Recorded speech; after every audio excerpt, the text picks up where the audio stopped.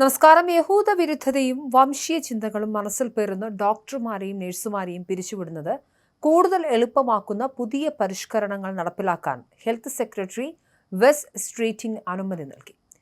യുകെയിലാണ് സംഭവം. ഇതനുസരിച്ച് അസഹ്യമായ വിധത്തിൽ വംശീയ പരാമർശങ്ങളോ യഹൂദ വിരുദ്ധതയോ നിറഞ്ഞ വാക്കുകൾ ഉപയോഗിക്കുന്നവരെ മെഡിക്കൽ രജിസ്റ്ററിൽ നിന്നും നീക്കം ചെയ്യാൻ റെഗുലേറ്റർമാർക്ക് അധികാരമുണ്ടായിരിക്കും. അടുത്തിടെ സാമൂഹിക മാധ്യമങ്ങളിലൂടെ യഹൂദ വിരുദ്ധ പരാമർശങ്ങൾ പ്രചരിപ്പിക്കുന്ന ആരോഗ്യ പ്രവർത്തകരുടെ എണ്ണം വർദ്ധിച്ചതോടെയാണ് ഇത്തരമൊരു നടപടിയിലേക്ക് ബ്രിട്ടൻ കടക്കുന്നത്. ആരോഗ്യ സാമൂഹിക ക്ഷേമ വകുപ്പ് അധികൃതർ ഇതിന് വിശദീകരണം നൽകി.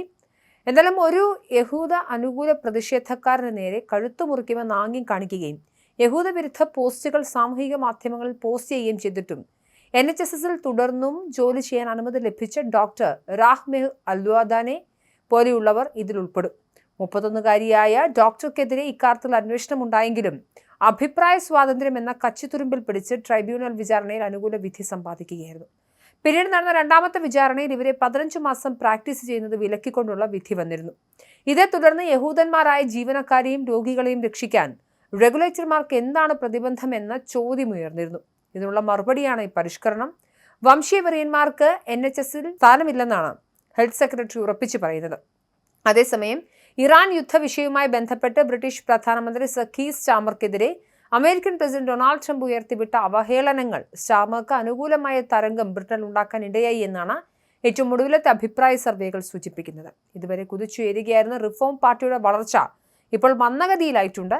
ഇറാൻ യുദ്ധത്തിൽ അമേരിക്കയ്ക്ക് പൂർണ്ണ പിന്തുണ നൽകാതിരുന്നതിനാൽ ആണ് ഇത്തരത്തിലുള്ളൊരു ജനകീയ പിന്തുണ അദ്ദേഹത്തിന് കിട്ടിയെന്നാണ് മനസ്സിലാക്കേണ്ടത്. ഇറാനുമായി അമേരിക്ക നടത്തിയ യുദ്ധത്തിൽ ബ്രിട്ടൻ പിന്തുണ നൽകിയിരുന്നില്ല. ഇതിൽ കുപിതനായ ട്രംപ് സ്റ്റാമറെ ഏറെ അധിക്ഷേപിച്ചിരുന്നു. സ്റ്റാമർ ചർച്ചിലല്ലെന്നും സ്റ്റാമറുടെ പ്രവൃത്തിയിൽ താൻ അസംതൃപ്തനാണെന്നും ട്രംപ് പറഞ്ഞിരുന്നു. ഏറ്റവും ഒടുവിലായി യുഗവ് നടത്തിയ അഭിപ്രായ സർവേയിൽ ലേബർ പാർട്ടി 2 പോയിന്റുകൾ അധികം നേടി 19 പോയിന്റിലെത്താൻ ട്രംപിന്റെ വാമൊഴികൾ സഹായിച്ചുവെന്നാണ് രാഷ്ട്രീയ നിരീക്ഷകർ വിലയിരുത്തുന്നത്. നൈജൽ ഫറാജിന്റെ പാർട്ടിക്ക് തന്നെയാണ് ഇപ്പോഴും വ്യക്തമായ മുൻതൂക്കമെങ്കിലും തൊട്ടു മുൻപത്തെ സർവേയിൽ ലഭിച്ചതിനേക്കാൾ 2 പോയിന്റ് കുറവാണ് അവർക്ക് ഇത്തവണ ലഭിച്ചത്. 23% റിഫോം യുകെയുടെ ഏറ്റവും പുതിയ സ്കോർ. ഗ്രീൻസിന് 18% ലഭിച്ചപ്പോൾ 17% ലഭിച്ച കൺസർവേറ്റീവ് പാർട്ടിക്ക് 4ാം സ്ഥാനം കൊണ്ട് തൃപ്തിപ്പെടേണ്ടതായി വന്നു. അതേസമയം അഭിപ്രായ സർവേക്കായി യുഗവ് സ്വീകരിച്ചിരിക്കുന്ന തന്ത്രമാണ് റിഫോം യുകെയുടെ ജനപിന്തുണ കുറച്ചു കാണിക്കുന്നതെന്ന് നൈജൽ ഫറാജ് അഭിപ്രായപ്പെട്ടു. എന്നാൽ മറ്റ് സർവേകളും ഏതാണ്ട് സമാനമായ ഫലങ്ങളാണ് കാണിക്കുന്നത്. അമേരിക്കൻ ഇറാൻ സംഘർഷത്തിൽ ബ്രിട്ടൻ ഇടപെടുന്നതിനോട് ഭൂരിഭാഗം ബ്രിട്ടീഷുകാർക്കും താല്പര്യമില്ലെന്നാണ് സർവേ ഫലങ്ങൾ സൂചിപ്പിക്കുന്നത്. എന്തായാലും ബ്രിട്ടനിൽ വലിയ രീതിയിലുള്ള രാഷ്ട്രീയ പ്രത്യാഘാതങ്ങളാണ് ഇറാൻ ഇസ്രായേൽ യുദ്ധം ഉണ്ടാക്കുന്നത്.